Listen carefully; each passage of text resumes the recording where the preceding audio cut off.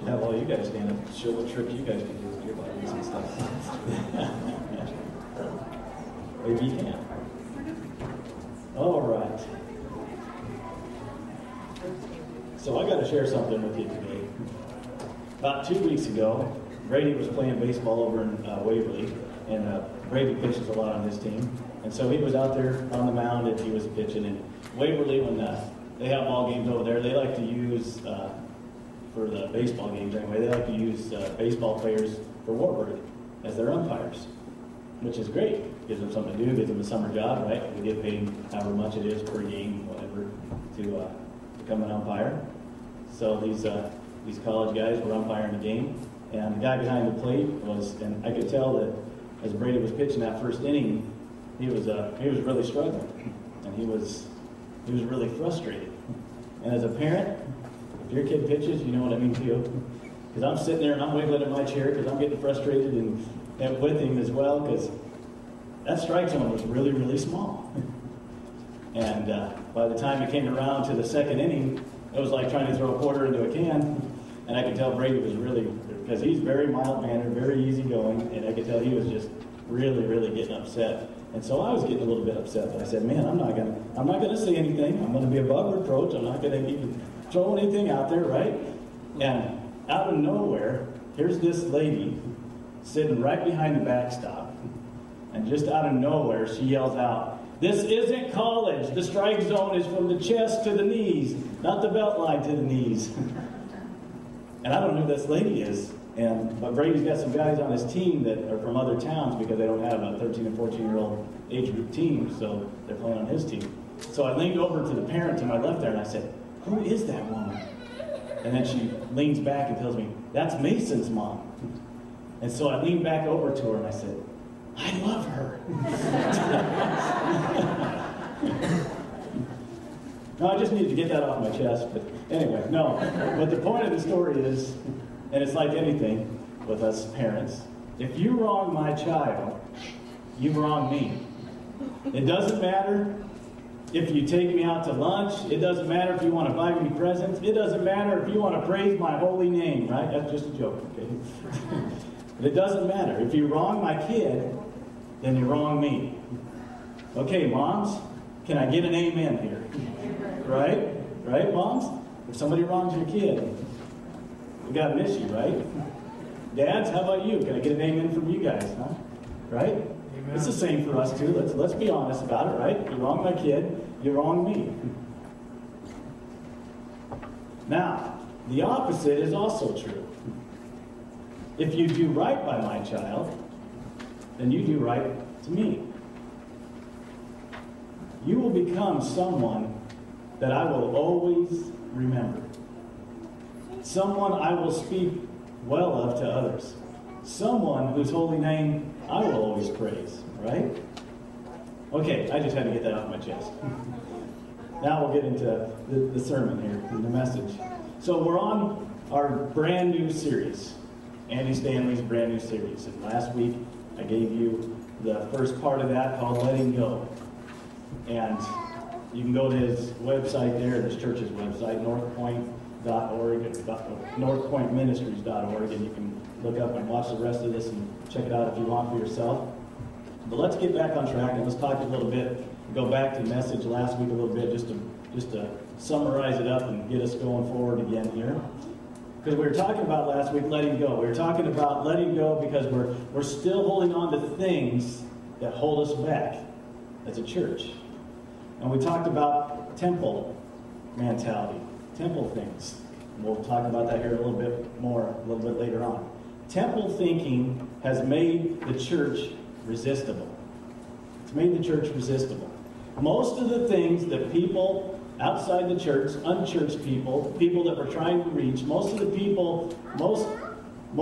things that people resist about the church should resist about itself. That's a really, really bold and huge statement for us to remember. Most of the things that people resist about the church should resist about itself. And then we talked about that first century church. And there was only one thing really that made them resistible. And remember what it was that I talked about last week? That one thing that made them resistible was their loyalty to Jesus. Which really is the one thing that made them irresistible. And I talked about that. What if the only thing people could say about Faith Evangelical Church was they can't stand us because of our loyalty to Jesus? I can't go there. Those people are just too loyal to Jesus, right? And then we talked about the 3 applications that Jesus taught in his ministry, his 3 years of ministry, the 3 applications to the one commandment that he taught. Those applications were to love God, love others, love one another, and love your enemy. And they go break down to one commandment. And at the end of the message last week, I told you today we would talk about what it was that Jesus introduced that was brand new. A brand new commandment that all other commandments would fall under, and it had to do with one word. One word. And it's a word that should make the church irresistible again, and I believe that it absolutely can. It's a word that started a movement called the Way. Before Christianity was known as Christianity, it was known as the Way. Remember what Jesus said about himself? I am the Way. And it was known as the Way. It was one word that started a movement called the Way that swept an empire and eventually the whole world. It's a word that replaced the law and allows us to let go. It's a word that requires much of me but rewards greatly. That word is L-O-V-E. And it's not even Valentine's Day. It's love. Love. As we consider what about love is brand new, I want you to consider the question that it asks. What does love require of me? What does love require of me? That's the gist of this message today. What does love require of me? This is a message that all of us need to hear. The church needs to hear. I need to hear. We all need to hear this. So let's go back and revisit the temple model again. We talked about the temple model last week. Remember, the temple model always has how many components? 4. 4 components to it. There's always a sacred place. There's always that place that's set apart. That place that is hollow ground, holy ground. That place that maybe only one person can even enter. That place that even the followers are scared of sometimes, or at least in awe of. Secondly, there's always a sacred text. Whether it's the written word, whether it's inscription, whether it's a language, whatever it is, there's a sacred text that is usually read or held in that sacred place. Third, there are always sacred men, and it's always men. Sacred men who control the sacred text were the ones who decipher the sacred text, the ones who give the sacred text to others in the sacred place. And fourth is there are sincere, or what I'm calling superstitious, followers. Followers that follow the sacred men who are controlling the sacred text, giving that sacred text, deciphering it for the people, right? Because they can't decipher it for themselves, right? In that sacred place. And sometimes it's the blind leading the blind. Doesn't matter what religion, all those religions, the temple model we're talking about here. The temple model is always you-centered. It's always you-centered. I want you to honestly answer a question today. When you came into church this morning, did you come here for you or for God? Honestly. Did you come here for you or for God? How often do we come to church for us? For me? What can you give me? That's temple mentality. I That's always temple mentality, because it's you-centered, right? How often do you pray to God and it's all about you? Always asking for you. It's always you-centered. Sometimes people leave the church or they come to our church from another church, and I'll talk to them about it and ask them about that and how come they left that church. And do you know what the most common answer you always get is? Probably the number one answer you get is, I wasn't being fed there. I wasn't being fed there. Is that statement you-centered or God-centered? You-centered. Right? That's temple thinking, temple mentality. Temple thinking will always gravitate towards rules and regulations. Will always gravitate towards rules and regulations, which makes sense because the sacred men that are controlling the sacred text lord it over the superstitious, sincere followers in the sacred place.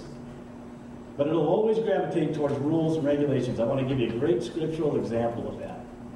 The rich young ruler, right? Comes in contact with Jesus, and he says, Lord, how can I get to heaven? I want to get to heaven. I want to be in the kingdom. I want to have all those riches. And he says, I have kept all the laws, right? I've kept all the commandments. And Jesus says, that's great. Now, one more thing I need you to do. Remember? Give all you have to the poor and come and follow me. Give all you have away. Come follow me. And what did the rich young ruler do? He walked away. Why? Because the temple mentality. Temple thinking. He couldn't. He couldn't give it all up. He couldn't walk away. Or he couldn't walk with Jesus. For the temple mentality. He would have had to give up all that he had. All that he owned. All that he controlled. In layman's terms, temple thinking asks, and you heard this from Dylan Does when he came and preached for me on the day I was going to school, am I a consumer or a catalyst? Am I a consumer or a catalyst? Do I come to church for me? What can you do for me? What can you give me? All about me, right? Or do I come and say, what can I give to God? What can I do for God? What can I do for the kingdom? Consumer or catalyst? Which are we? We've kind of talked about this. Always amazes me. Sunday school always ties in perfectly with the message. God always has it all orchestrated. And we were talking about impulse items, stuff in the stores that we go to, we gravitate towards them. We grab those impulse items because that's what they're there for, because the store wants us. Do we really need those things? How many of these things do we go to and we just buy because we've seen them on TV or whatever? We don't really need them, but we get them anyway, right? Because it's an impulse, because we're consumers. I saw that on TV. I know I need it for something, so I'm gonna go ahead and get it, right? Or you go right there by the checkout register, and there's all the candy, right? I'm not even hungry. Man, that Snickers is staring me right in the face. Now I got to throw it up there with the rest of the stuff, right? Why? Because we're consumers. We're Americans. Americans are really bad about this. We really consume. We're big on being consumers instead of catalysts. But then Jesus introduced something brand new. The Jesus brand new model says this. The Jesus model is brand new in that it centers on the you besides you. Beside you. It centers on the you beside you. The you next to you. Your neighbor. And here's the new commandment that Jesus gives. John 15:12. My command is this. If you're a literalist, you love this, because here it is, black and white, right there, literally for you. My command is this. Love each other as I have loved you. Love each other as I have loved you. And then Galatians 5:14, Apostle Paul writes, the entire law is summed up in a single command. One command. Love your neighbor as yourself. The entire law. So these rules and regulations, this temple model that had always ran their lives for the Jews at this time, it's all summed up now in this brand new command. Love your neighbor. Love the you beside you. Love the you next to you. Love your neighbor. Anybody ever had a conflict with your neighbor? Huh? Ever had any issues? Maybe their tree was hanging over your side of the property or vice versa and things like that? Huh? Yeah. What if Jesus came down your driveway and said, hey, love that you next to you? Here's the thing. The Jesus model is far less complicated. Does anybody know how many laws there were? What? I heard 600 something. Yeah, it's well over 600. Yeah. Over 600 laws to keep. Can you imagine? I can't even follow instructions to put together a toy for my kids. Right? Let alone over 600 laws. Right? Over 600 laws. So the Jesus model is far less complicated because there's just one thing to remember. It's far less complicated, but guess what? It's far more demanding. Far more demanding. Why? Because this. Luke chapter 6, verse 27. Jesus is talking to the disciples and he says, but I tell you who hear me, love your enemies, do good to those who hate you. And you just know they were all gathered there going, is he serious? He can't be serious. Does he know what she did to me? He doesn't even know. He can't be serious to love my enemy. Does he know what he said about me? I lost my business because of him. You think he knows? And Jesus says, no, love your enemy. Love your enemies, do good to those who hate you. Doesn't he know hate's a strong word? Right? Yeah, he does know. He understands. And you know why he understands? Because many of the same people that he gave this command to are the same people that later spit on him. Or many of the same people who watched him beaten to an inch of his life. Or many of the same people who watched him hang on a cross, bleeding literally to death for them.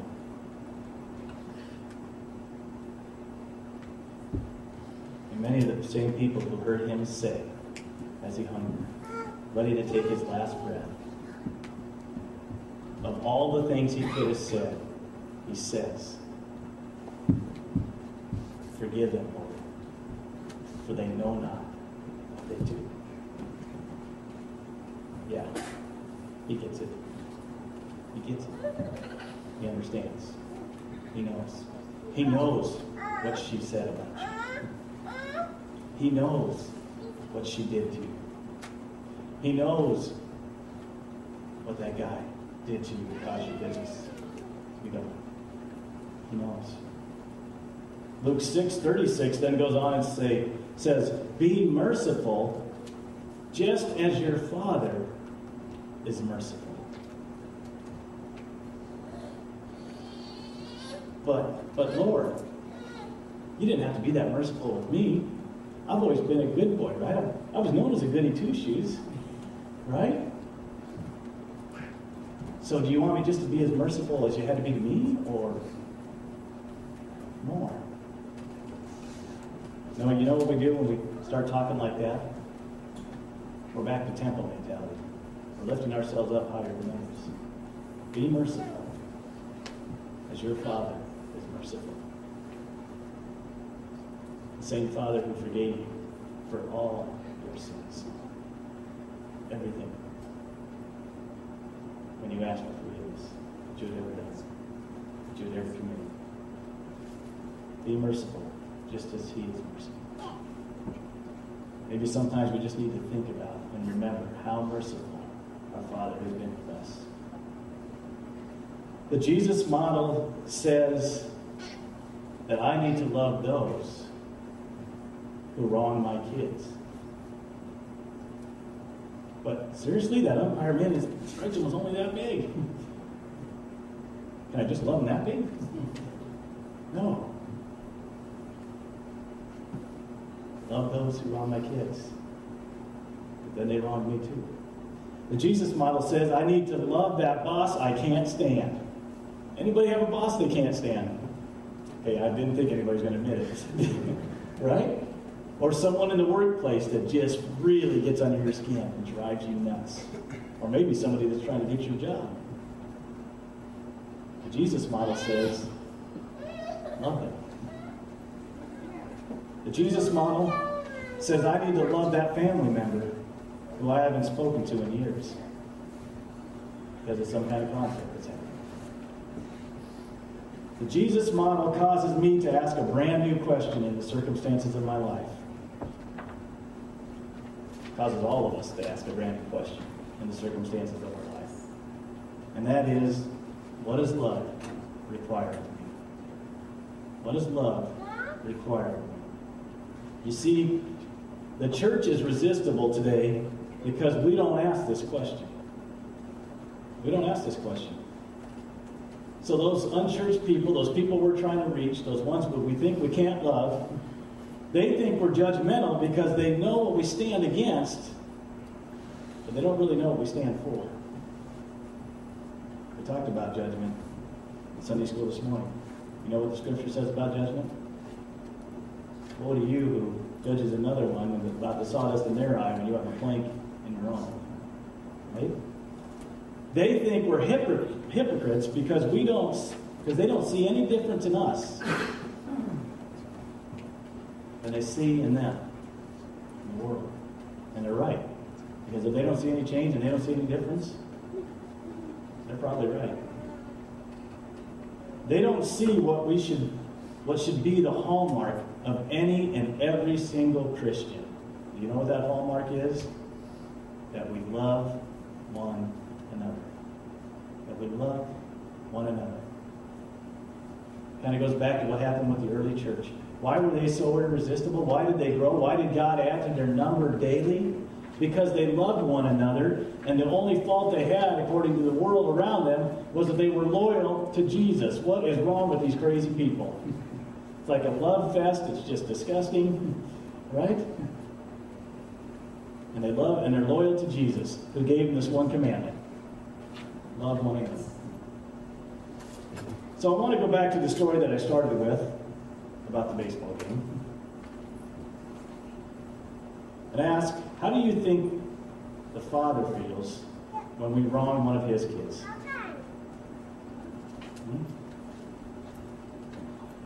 What about when we do right by one of His children? Well, fortunately for us, Scripture gives us a great description of how it makes Him feel. It's in Matthew 25, so I want to encourage you, please open up your Bibles there. Matthew 25, verses 34 through 40, and then we're going to jump over to 44 too. Matthew 25. Starting in verse 34. This is what it says. Then the king will say to those on his right, "Come, you who are blessed by my Father. Take your inheritance, the kingdom prepared for you since the creation of the world. For I was hungry, and you gave me something to eat. I was thirsty, and you gave me something to drink. I was a stranger, and you invited me in. I needed clothes, and you clothed me. I was sick, and you looked after me. I was in prison, and you came to visit me." And now the disciples are standing there, and they're whispering to each other, going, "I don't remember Him coming over for supper. I didn't feed Him. I don't remember giving Him a drink. Jesus was in prison? I don't remember that. When did we go see him? Right? And then listen. This is their answer. The righteous will answer him, Lord, when did we see you hungry and feed you? Or thirsty and give you something to drink? When did we see you a stranger and invite you in? Or needing clothes and clothe you? When did we see you sick and in prison and go to visit you? And the king will reply, truly I tell you, whatever you did for one of the least of these brothers and sisters of mine, you did for me. And then the reverse, he started talking about to him, and then in verse 44 he says, he will reply, truly I tell you, whatever you did not do for one of the least of these, you did not do for me. In a few minutes, we're going to leave this place, and we're going to walk back out into the world in our week ahead. And in the week ahead, we're going to encounter circumstances and individuals who are hard to love. I'm asking us, as we encounter these people and situations, to do something that is brand new, that will make us irresistible. Ask yourself, what does love require of me with this individual or circumstance?